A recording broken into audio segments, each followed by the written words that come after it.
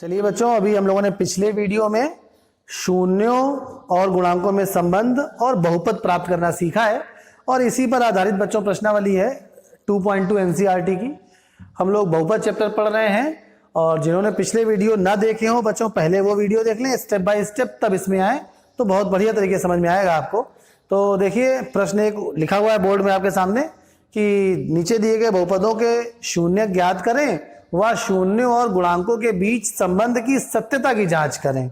चलिए, शून्य ज्ञात करने के लिए क्या करते हैं, बहुपद को शून्य के बराबर कर देते हैं।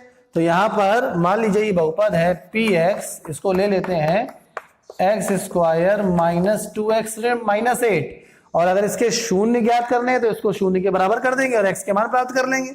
तो अब हम px को शून्य के बराबर कर देंगे, अर्थात एक्स स्क्वायर माइनस 2x और माइनस 8 इज इक्वल टू 0।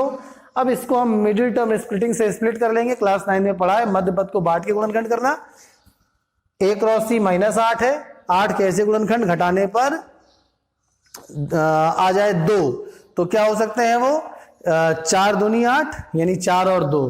तो इसको कैसे लिखेंगे हम लोग, एक्स स्क्वायर माइनस का 4x, माइनस की एंट्री करेंगे तो ये प्लस का 2x हो जाएगा और माइनस का 8 बराबर 0। अब x उभयनिष्ठ हो जाएगा तो x माइनस 4, धन का 2 उभयनिष्ठ हो जाएगा x माइनस 4 बराबर 0, और x माइनस 4 फिर से उभयनिष्ठ हो जाएगा तो अगले ब्रैकेट में आ जाएगा x धन 2 बराबर 0। शून्य ज्ञात करने हैं, मतलब x का मान यहाँ पे क्या रख देंगे, शून्य आ जाए प्लस का 4, यहाँ पे क्या रख देंगे, शून्य आ जाए माइनस का 2। तो अब हम x माइनस 4 0 के बराबर करके x बराबर 4 प्राप्त कर लेंगे और इधर x धन 2 0 के बराबर करके x बराबर माइनस का 2 प्राप्त कर लेंगे। तो इसके शून्य बच्चों क्या हो गए, अल्फा हो गया 4 और बीटा मान लीजिए हो गया माइनस का 2। तो ये पहला पार्ट तो समाप्त हो गया कि इसके शून्य ज्ञात करिए। दूसरा पार्ट के लिए कह रहा है कि शून्यों और गुणांकों के बीच संबंध की सत्यता की जांच भी करिए। तो अब हमारे पास जो बहुपद px लिखा हुआ है वो क्या था, फिर से एक बार लिख लेते हैं सेकंड पार्ट के लिए, x square minus 2x minus 8। अब इसमें गुणांक क्या है, तो जनरल फॉर्म क्या होती है द्विघाती बहुपद की, ax square plus bx plus c। X square का गुणांक a कहलाता है तो a का मान यहां पर 1 है। उसके बाद x का गुणांक b कहलाता है तो यहां पर b का मान माइनस 2 है। अचर पद c कहलाता है, c का मान माइनस का 8 है। अच्छा, उसके बाद शून्यों का योग अल्फा प्लस बीटा अगर हम निकालेंगे तो शून्य हमारे पास क्या है बच्चों, 4 और माइनस 2, इनका जरा योग करते हैं तो 4 धन माइनस 2, तो ये आ जाएगा 4 ऋण 2 अर्थात 2। तो अल्फा प्लस बीटा बराबर क्या आ गया बच्चों, 2 आ गया। और मूलों का योग गुणांकों के पदों में क्या होता है बच्चों, अल्फा प्लस बीटा, ये तो हमने अल्फा बीटा निकाल के जोड़ लिए। अल्फा प्लस बीटा बराबर होता क्या, याद करिए, क्या होता है, माइनस का b अपॉन a, अर्थात माइनस x का गुणांक बटे एक्स स्क्वायर का गुणांक।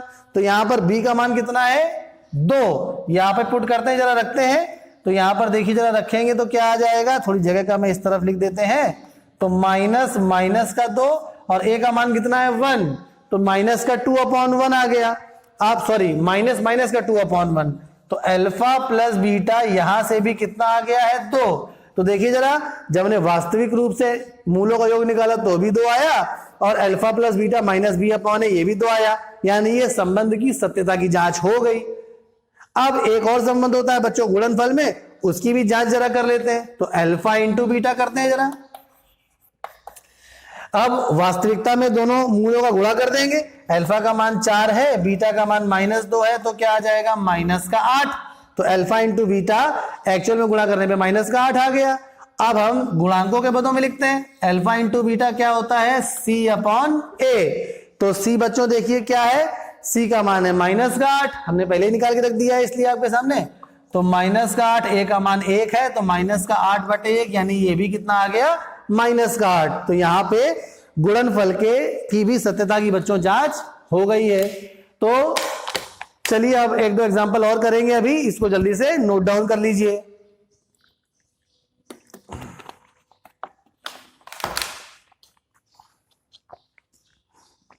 चलिए तो एक दो प्रश्न और कर लेते हैं, या बुक आपको दिखा के ही आगे आपको हिंट देते जाते हैं और अच्छा रहेगा।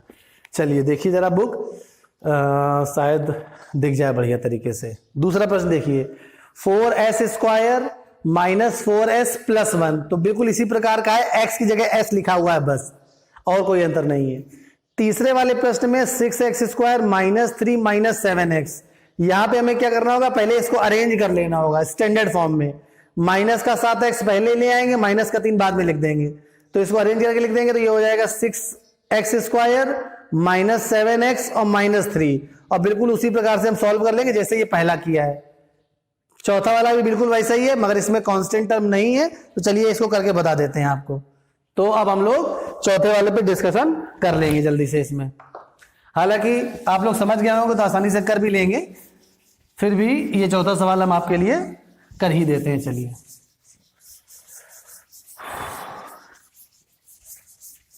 चलिए देखिए चौथा सवाल, पहले का चौथा भाग 4u स्क्वायर और प्लस 8u,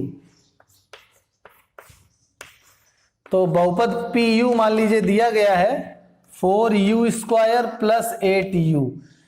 अब यहां पे u में था बहुपद इसलिए हमने u लिख दिया, 4u स्क्वायर प्लस 8u। तो वही सवाल है कि शून्य ज्ञात करना। शून्य ज्ञात करने के लिए क्या करेंगे, बहुपद को 0 के बराबर कर देंगे। मतलब अगर बहुपद x में होता तो हम px लिखते हैं, बहुपद u में है तो pu लिख रहे हैं, इसमें कोई घबराने की बात नहीं है। तो अब क्या करेंगे, इसको सीधे सीधे शून्य के बराबर कर देंगे, तो ये हो जाएगा 4u स्क्वायर प्लस 8u बराबर 0। अब इसको इसके गुणनखंड करेंगे, दोनों में कुछ उभयनिष्ठ है, हाँ है, 4u उभयनिष्ठ है दोनों में। 4u स्क्वायर में 4u को भाग देंगे तो u आ जाएगा, 8u में 4u का भाग देंगे तो प्लस का 2 आ जाएगा बराबर 0। अब 4 को भी उधर पक्षांतर कर देंगे तो u ब्रैकेट में u धन 2 बराबर, ये 4 कांस्टेंट टर्म में उस तरफ चला जाएगा तो 0 हो जाएगा।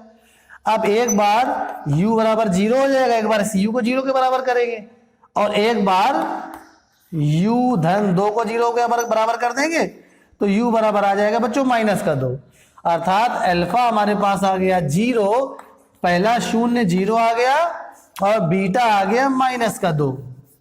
तो ये तो पहला भाग कंप्लीट हो गया, ये शून्य हमने ज्ञात कर लिए। अब शून्य और गुणांकों के बीच में संबंध स्थापित करना है, संबंध की सत्यता की जांच करनी है। तो दूसरा भाग कैसे करेंगे बच्चों, तो दूसरा भाग करने के लिए हमारे पास बहुपद PU क्या था, ये था 4u स्क्वायर प्लस 8u, ये था। मगर जो द्विघाती बहुपद की जनरल फॉर्म होती है वो क्या होती है, ax square plus bx plus c। यहाँ पे कांस्टेंट टर्म नहीं है, x की जगह u लिखा हुआ है, इससे कोई घबराने की बात नहीं। तो जो नहीं है उसको हम धन 0 लिख देंगे ऐसे, तो थोड़ा सा विजुअलाइजेशन अच्छा हो गया इसका। अब यहाँ पर a का होगा, a होगा x स्क्वायर वाले पद का गुणांक, यहाँ पे x की जगह u है तो u स्क्वायर वाले पद का गुणांक, अर्थात क्या हो गया 4। ये 4 थोड़ा सही से बनाया है, नहीं तो हाँ ये हो गया 4। चलिए अब b x का गुणांक, यहाँ पे x के स्थान पर u है तो u का गुणांक क्या है 8, और c अचर पद, तो c का मान बच्चों कितना हो गया 0। तो ये a b c आ गए। अब एक बार अल्फा प्लस बीटा निकालते हैं, मतलब मूलों का योग वास्तविकता में योग करते हैं। तो मूलों का योग करेंगे तो 0 और माइनस 2, तो ये हो जाएगा 0 धन माइनस 2, तो इसका उत्तर आ जाएगा माइनस 2। तो मूलों का योग कितना हो गया माइनस का 2। अब गुणांकों के पदों में अल्फा प्लस बीटा क्या होता है, माइनस का b अपॉन a होता है, अर्थात माइनस x का गुणांक या यहाँ पे माइनस u का गुणांक बटे u स्क्वायर का गुणांक। तो यहाँ पर b का मान कितना है 8, तो माइनस का 8 बटे a का मान कितना है 4। तो अल्फा प्लस बीटा माइनस 8 बटे 4 करेंगे तो क्या आ जाएगा माइनस 2। देखिए सत्यता की जांच हो गई, वास्तविकता में भी शून्यों को जोड़ने पे माइनस 2 आ रहा है और माइनस b अपॉन a करने पे भी माइनस का 2 आ रहा है। बस यही करना था हमें। अब गुणनफल की जांच कर लेते हैं। दूसरे भाग में अल्फा इंटू बीटा, मूलों का गुणनफल, मूल क्या है 0 गुणे माइनस का 2, तो 0 में किसी भी संख्या गुणा करेंगे तो 0 ही आ जाएगा, तो 0 गुणे माइनस का 2 0 हो गया। और अब हम अल्फा इंटू बीटा करेंगे c अपॉन a की सहायता से, तो अल्फा इंटू बीटा c का मान कितना है 0, और a का मान कितना है 4, तो 0 बटे कुछ भी लिखेंगे तो 0 आ जाएगा। तो यहाँ पर अल्फा इंटू बीटा का मान भी बच्चों क्या आ गया है 0। तो गुणनफल की भी सत्यता की जांच हो गई है। तो ये तो हमारा सवाल कंप्लीट हो गया। आगे वाला क्या है, अगला प्रश्न जरा देखते हैं, 5वां। इसमें कह रहा है टी स्क्वायर माइनस 15। तो टी स्क्वायर माइनस 15 को बराबर 0 करेंगे तो टी बराबर आ जाएगा अंडर रूट प्लस माइनस 15। चलिए अच्छा इसको भी बता ही देते हैं, हालांकि है ये भी बिल्कुल आसान, तो इसको नोट डाउन कर लीजिए। तो टी स्क्वायर माइनस 15 वाला भी बता दें, तो वीडियो पॉज करके इसको नोट कर लीजिएगा, हम इरेज करते हैं। हालांकि बहुत सारे बच्चे जो हैं वो इसको कर भी लेंगे, तो आप वीडियो पॉज करके अच्छा तरीका ये पहले कर लीजिएगा और फिर आंसर मिलाइएगा जो हमने किया है उससे। तो अगला वाला है 5वां नंबर। इसमें बहुपद टी के फॉर्म में दिया है तो पी टी लिख देंगे, टी स्क्वायर माइनस 15, टी की घात 2 ऋण 15। चलिए अब इसमें भी शून्य ज्ञात करना है, बिल्कुल वही तरीका कि पी टी को 0 के बराबर कर देंगे, टी स्क्वायर माइनस 15 ये आ जाएगा 0 के बराबर। तो फाइनली टी स्क्वायर बराबर क्या आ जाएगा प्लस का 15, तो टी बराबर प्लस माइनस अंडर रूट 15। तो अर्थात अल्फा का मान आ गया अंडर रूट 15 प्लस का, और बीटा का मान आ गया माइनस का अंडर रूट 15। क्योंकि अब ये परफेक्ट स्क्वायर नंबर नहीं है तो इसको ऐसे ही लिखना पड़ेगा। तो पहला भाग हल हो गया कि भाई इसके शून्य आ गए, प्लस का अंडर रूट 15 और माइनस का अंडर रूट 15। अब शून्य और गुणांकों में संबंध की जांच। तो अब यहां पे देखिए इसको स्टैंडर्ड फॉर्म में कैसे लिखेंगे, पीटी बराबर क्या है टी स्क्वायर। अब यहां पर बीच वाला टर्म है ही नहीं तो उसको क्या लिख देंगे धन 0 गुणे टी और ऋण का 15। अब देखिए हमने खाली इसको इसमें रूप बदला है, 0 गुणे टी करने से तो 0 ही आ जाएगा ना, मगर ये देखने में a x square plus b x plus c के प्रकार का हो गया, तो ए बी सी निकालने में बड़ी आसानी हो जाएगी आपको। तो अब यहां पर ए बराबर क्या हो जाएगा 1 टी स्क्वायर का गुणांक, बी बराबर टी का गुणांक 0 और सी का बराबर मान आ गया माइनस का 15। अब मूलों का योगफल निकाल लिया जाए अल्फा प्लस बीटा। तो यहां पर अल्फा का मान कितना है माइनस प्लस का अंडर रूट 15 और बीटा का मान कितना है माइनस का अंडर रूट 15। तो ये प्लस का अंडर रूट 15 और माइनस का अंडर रूट 15 तो 0 आ जाएगा। तो हमने अल्फा और बीटा के मान डायरेक्ट पुट करके देखे तो अल्फा प्लस बीटा 0 आ रहा है। चलिए अब देखते हैं जरा दूसरे तरीके से क्या आ रहा है। अल्फा प्लस बीटा क्या होता है माइनस का बी अपॉन ए। तो बी का मान कितना है बच्चों 0, तो माइनस का 0 बटे 1, तो ये भी आ गया 0। अर्थात योग की सत्यता की जांच आपकी हो गई। अब गुणनफल की सत्यता की जांच करते हैं। अल्फा इंटू बीटा, अल्फा का मान कितना है अंडर रूट 15 प्लस का, गुणे बीटा का मान कितना है अंडर रूट 15 माइनस का।